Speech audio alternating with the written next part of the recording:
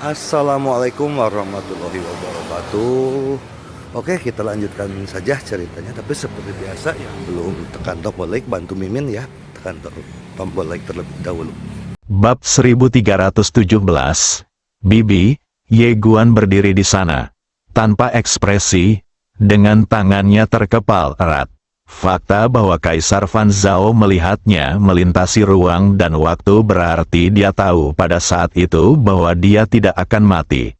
Mungkinkah dia dapat melihat lebih jauh lagi? Masa depan? Bisakah Kaisar Fan Zhao meramal masa depan? Dia tidak tahu. Tetapi yang dia tahu dengan jelas adalah bahwa kelangsungan hidupnya di sini pasti ada hubungannya dengan pemilik pena Dadao. Kemungkinan besar dia sekarang terjebak, dan dengan kekuatan Kaisar Fan Zhao dan Master Pena Dao Agung, jika mereka hanya mengincar Ye Guan, tidak perlu bersusah payah untuk memasang jebakan. Dengan kata lain, Master Pena Dao Agung dan Kaisar Fan Zhao kemungkinan besar akan berhadapan dengan bibiku. Setelah Ye Guan terdiam cukup lama, dia menarik napas dalam-dalam dan menoleh ke arah Zhu Dao. Apapun konspirasi yang ada, yang bisa kita lakukan sekarang adalah menghadapinya alih-alih menunggu kematian dengan putus asa. Bergembiralah, dan aku akan menemukan cara untuk membantumu memulihkan kultivasimu saat waktunya tiba. Setelah berkata demikian, dia berbalik dan pergi. Zhu Dao duduk di tanah dengan wajah muram. Setelah waktu yang lama, dia menarik napas dalam-dalam dan tatapannya menjadi tegas. Seperti yang dikatakan Ye Guan, bahkan jika dia menyerah sekarang, Kaisar Fan Zhao tidak akan pernah membiarkannya pergi. Satu-satunya pilihan adalah mencoba yang terbaik. Seolah teringat sesuatu, dia menoleh dan melihat sekelilingnya. Pada saat ini, dia tiba-tiba menyadari bahwa sebelum tingkat kultivasinya dipulihkan, dia bisa berlatih dan memahami di sini. Tetapi ketika dia berpikir untuk memulai dari awal, dia menjadi gila. Dia telah berlatih selama ratusan juta tahun untuk mencapai keadaan Taoisme.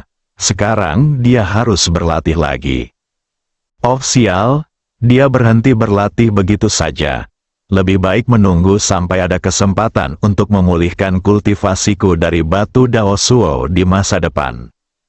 Sisi lain, Ye Guan minggir dan duduk, matanya perlahan terpejam. Xiao Ta tiba-tiba berkata, wanita itu memang menakutkan dan tidak boleh diremehkan. Ye Guan mengangguk pelan, dia perlahan mengepalkan tangannya, tatapan matanya lebih penuh tekad dari sebelumnya. Aku harus menjadi lebih kuat.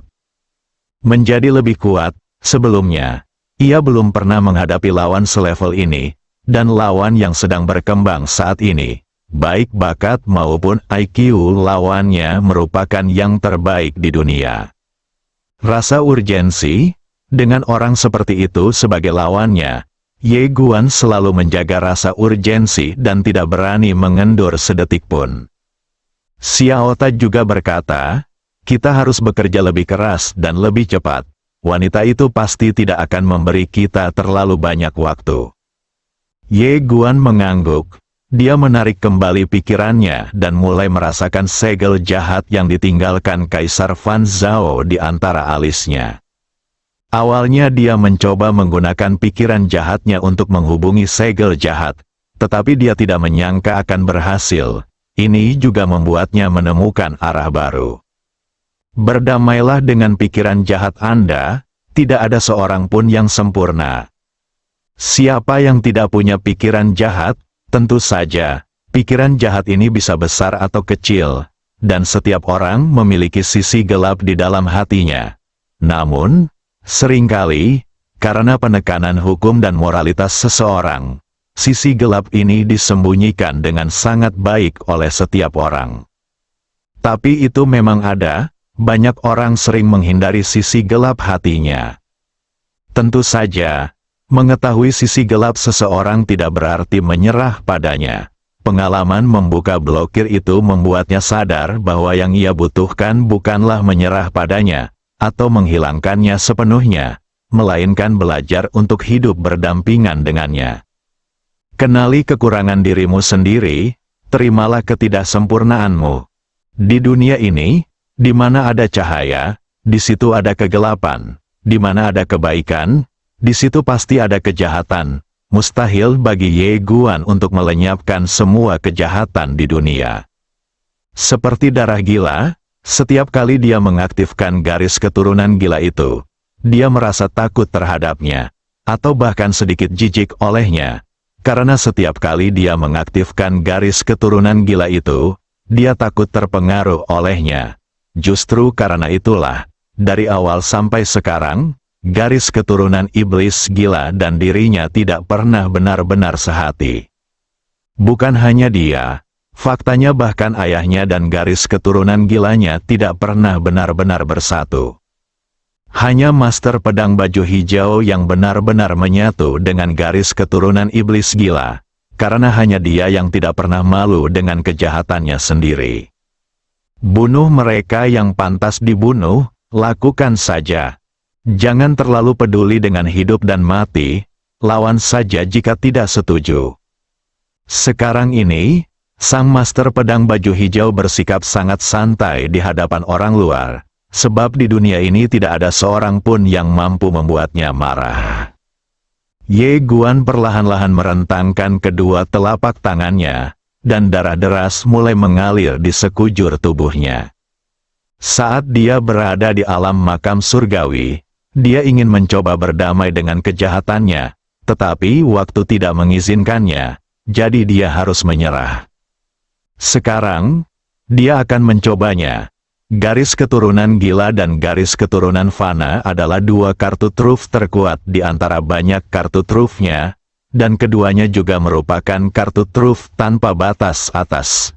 Tetapi sekarang, dia belum mengeluarkan kekuatan kedua garis keturunan itu sama sekali.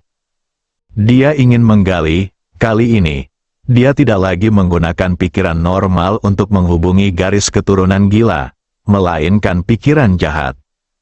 Dalam sekejap, darah gila di tubuhnya mulai mendidih, dan ruang di sekitarnya mulai berubah menjadi merah darah sedikit demi sedikit.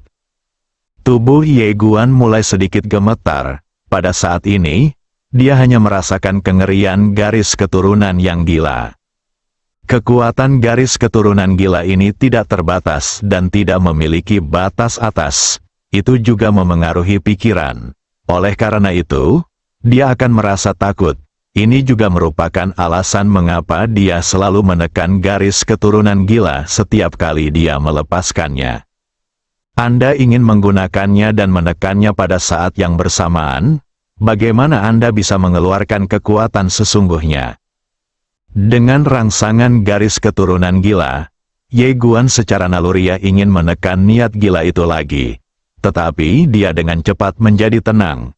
Ia tak lagi menahan niat gilanya, tetapi merasakan niat gilanya. Hanya dalam sekejap, seluruh tubuhnya berubah menjadi merah darah, dan niat membunuh yang tak terbatas menyebar dari lautan kesadarannya.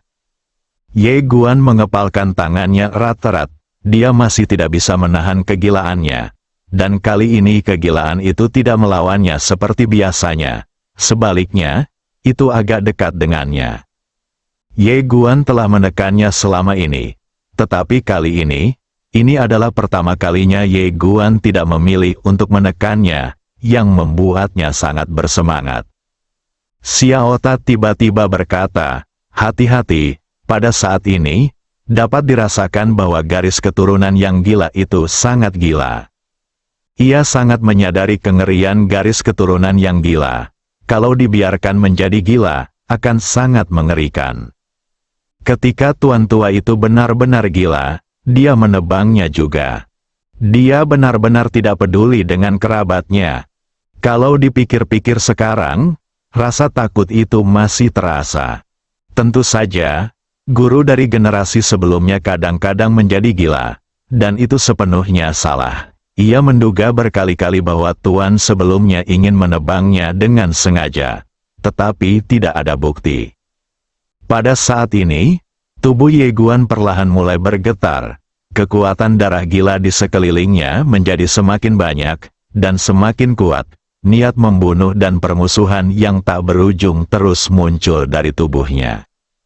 Takut, itulah kali pertama dia merasakan darah gila itu dengan begitu hati-hati, dan perasaannya adalah ngeri. Dia menemukan bahwa meskipun dia memiliki garis keturunan gila, dia belum pernah benar-benar merasakan garis keturunan gila ini. Dia juga belum benar-benar memahaminya. Garis keturunan ini tidak dapat ditekan, tentu saja. Dia tidak dapat dikendalikan oleh garis keturunannya dan menjadi mesin pembunuh. Apa yang harus dilakukannya adalah bersikap baik ketika saatnya bersikap baik, dan bersikap jahat ketika saatnya bersikap jahat. Ye Guan mulai perlahan-lahan bersentuhan dengan garis keturunan gila. Dan karena dia tidak lagi menekan dan melawan garis keturunan gila seperti sebelumnya, kali ini garis keturunan gila sangat bersahabat dengannya dan tidak secara aktif mengikis seluruh kewarasannya. Oleh karena itu, meskipun ia kini berada di ambang kegilaan total, kewarasannya masih terjaga. Garis keturunan yang gila juga cerdas. Ia tahu betul bahwa tuan kecil di depannya bukanlah tuan generasi pertama. Ia tidak dapat melepaskan dirinya sendiri sekaligus. Ia harus melakukannya secara perlahan. Jika ia melepaskan dirinya sekaligus, tuan kecil itu tidak akan mampu menahan kekuatannya. Kali ini, kedua belah pihak telah mencapai rekonsiliasi sejati. Satu pikiran, satu hati. Ye Guan tentu saja juga merasakan kebaikan yang dilepaskan oleh garis keturunan gila itu. Sudut mulutnya sedikit terangkat. Tentu saja, pada saat ini, karena pengaruh garis keturunan yang gila, senyumnya benar-benar sedikit jahat. Tepat pada saat itu, seorang wanita datang dari samping. Orang yang datang adalah Fan Shan. Melihat Ye Guan seperti orang berdarah, Fan Shan sedikit takut, namun tetap berjalan ke arahnya perlahan. Saat dia berjalan ke arahnya, lautan darah di depan Ye Guan benar-benar mulai surut sedikit demi sedikit, seperti salju yang bertemu minyak mendidih, yang sangat aneh. Pada saat ini, Ye Guan tiba-tiba membuka matanya, dan ada lautan darah di matanya. Melihat tatapan Ye Guan, wajah Fan Shan tiba-tiba berubah dan dia tanpa sadar melangkah mundur. Ye Guan tersenyum dan berkata, "Xiao Shan." Saat suara itu jatuh, darah dan energi di sekitar tubuhnya tiba-tiba menghilang tanpa jejak, dan penglihatannya kembali normal. Melihat Ye Guan kembali normal, Xiao Shan menghela napas lega. Dia berjalan mendekati Ye Guan dan bertanya, "Kamu, baru saja." Ye Guan tersenyum dan berkata, "Saya sedang berlatih." Fan Shan duduk di depannya dan berkata sambil tersenyum, "Saya telah berlatih baru-baru ini dan telah membuat kemajuan pesat." Ye Guan mengangguk, "Bagus sekali, di mana kakekmu?" Ketika dia membawa dinasti Tianmu ke menara kecil, kakeknya juga berada di wilayah dinasti Tianmu, jadi dia juga dibawa ke menara kecil olehnya. Fan Shan berkata, "Dia juga sedang berlatih." Ye Guan tersenyum dan berkata, "Untuk apa kau ingin menemuiku?" Fan Shan mengangguk dan berkata, "Akhir-akhir ini aku sering membayangkan hal-hal aneh." Ye Guan sedikit mengernyit, "Gambar yang aneh?" Fan Shan mengangguk, "Ya, gambaran itu seperti mimpi. Muncul sebentar lalu menghilang lagi. Aku tidak tahu apa yang terjadi." Ye Guan berkata dengan serius, "Apakah kamu masih ingat detail gambar itu?" Fan Shan menggelengkan kepalanya, "Aku tidak begitu ingat." Ye Guan sedikit bingung. Fan Shan tiba-tiba menjadi sedikit gugup dan bertanya, "Apakah kultivasiku sedang tersesat?" Ye Guan tersenyum bodoh. "Tidak. Jangan terlalu banyak berpikir." Fan Shan sedikit bingung dan bertanya, "Apa alasannya?" Ye Guan memikirkannya, lalu berkata, "Lain kali kamu melihat gambar itu, cobalah mengingatnya." "Oke." Fan Shan mengangguk, saya akan berusaha sebaik mungkin. Ye Guan tersenyum dan berkata, jika kamu tidak mengerti apapun tentang kultivasi, jangan ragu untuk datang kepadaku. Fanshan menyeringai. Oke, setelah mengatakan itu, dia berdiri dan pergi. Melihat Fanshan melompat dan menghilang tidak jauh dari sana, Ye Guan tiba-tiba berbisik, Tuan Ta, apakah menurutmu Fanshangen memiliki hubungan apapun dengan Kaisar Fanzhao? Bab 1318, Orang Suci Sejati, polanya kecil. Mendengar perkataan Ye Guan, Xiao Ta sangat terkejut. Mengapa kamu berpikir begitu? Ye Guan menggelengkan kepalanya dan tersenyum. Aku hanya memikirkannya dengan santai. Sambil berbicara, dia perlahan menutup matanya dan terus berkomunikasi dengan garis keturunan gila itu. Dunia lain, ketika sang guru besar dan yang lainnya kembali keluar, atas instruksi sang guru besar, berita tentang kedatangan putra Tuhan ke dunia dengan cepat menyebar ke seluruh belahan dunia.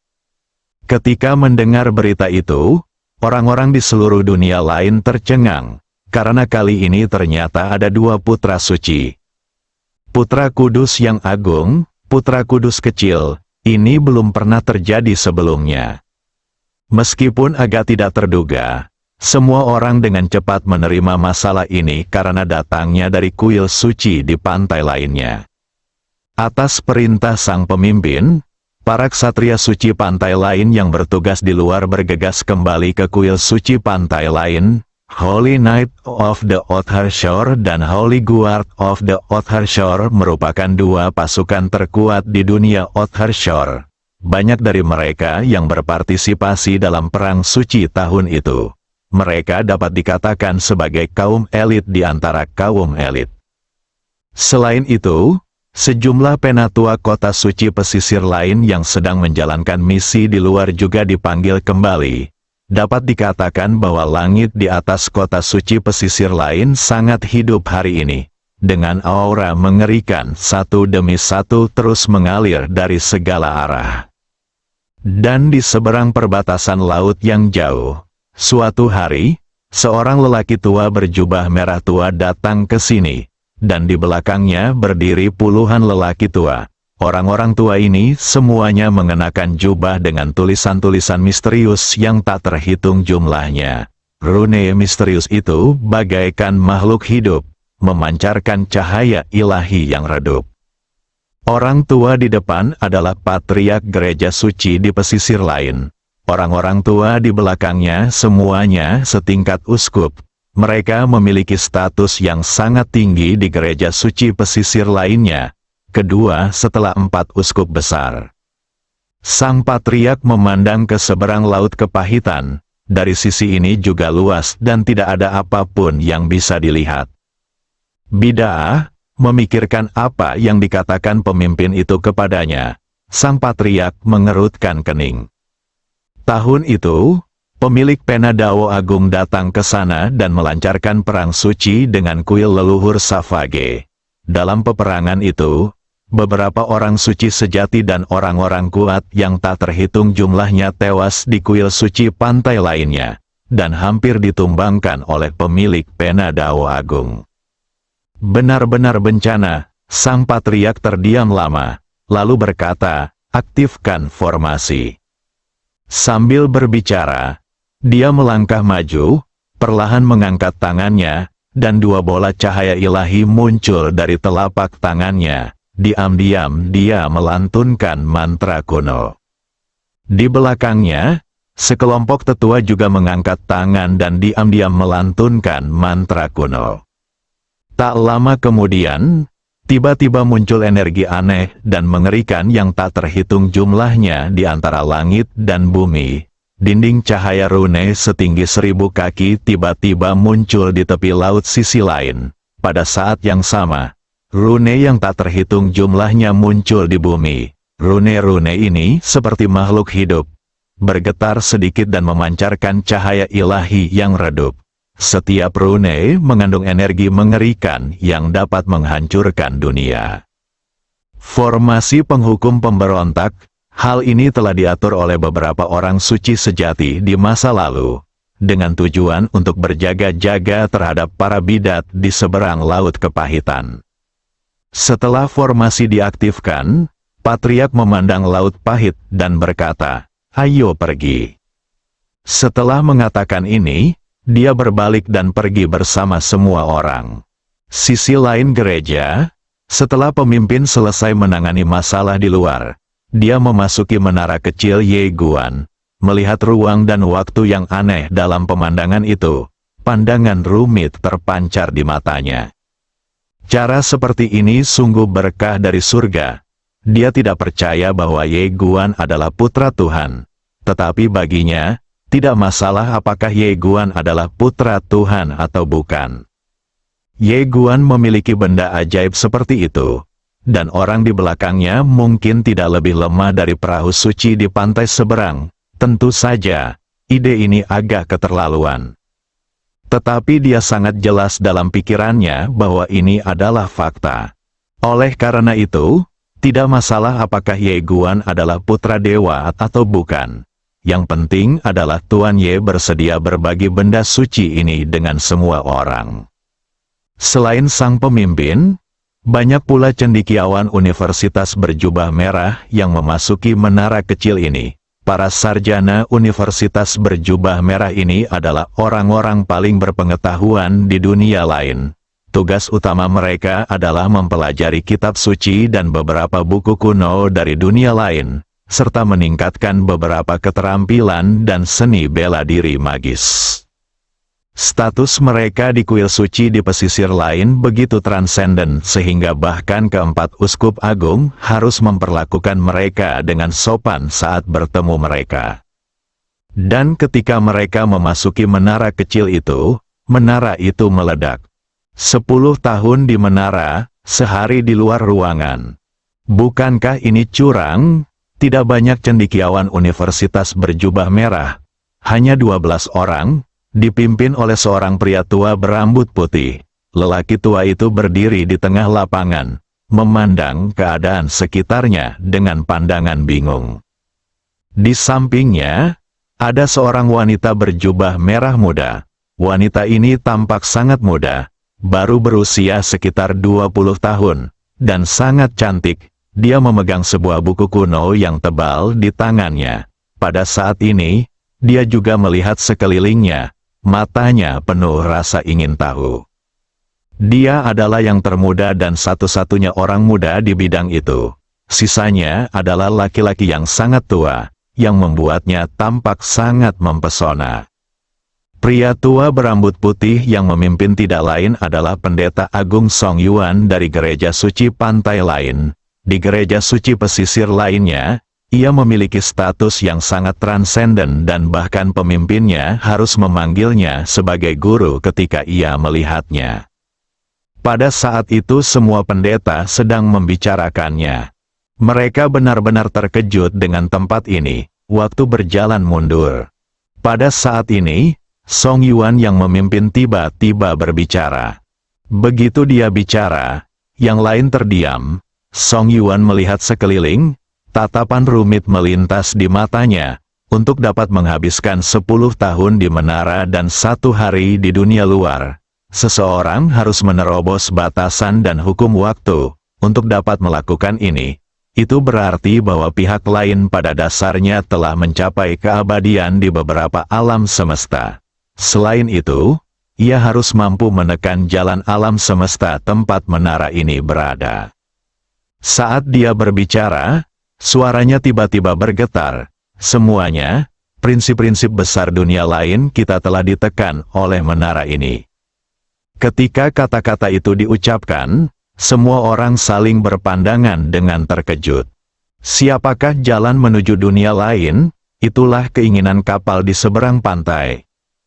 Pada saat ini, wanita di sebelah Song Yuan tiba-tiba berkata, "Saya tidak tahu apakah Seng Zhou atau orang lain yang menciptakan menara ini. Jika orang lain, maka 10 tahun di menara dan 1 hari di dunia luar. Apakah itu batasnya? Atau apakah dia hanya melakukannya dengan santai?" Dia memiliki suara yang lembut dan sangat menyenangkan. Membatasi, melakukannya begitu saja, mendengar dua kata kunci itu, para pendeta langsung merasa ngeri. Jika itu tidak dilakukan oleh Sengzu, tetapi buatan manusia, seperti yang dikatakan gadis ini, apakah ini batas pihak lain? Jika itu bukan batas lawan, lalu apa batas lawan? Semakin aku memikirkannya, semakin mengerikan jadinya.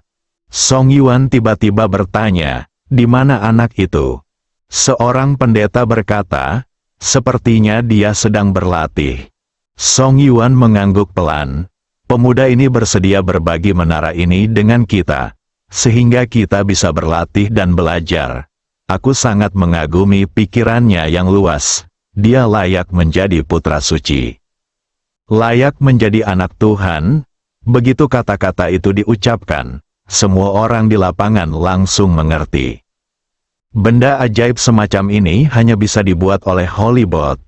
Perahu suci itu yang tertinggi. Jika tersiar kabar bahwa perahu suci itu dibangun oleh orang lain, hal itu akan memengaruhi status kesucian perahu suci itu di hati setiap orang. Oleh karena itu, benda ini hanya bisa dibuat oleh perahu suci. Dan Tuan Ye pastilah anak Tuhan.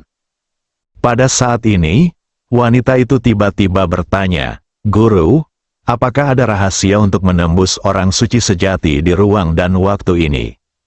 Song Yuan menyipitkan matanya sedikit dan berkata dengan tegas, ya.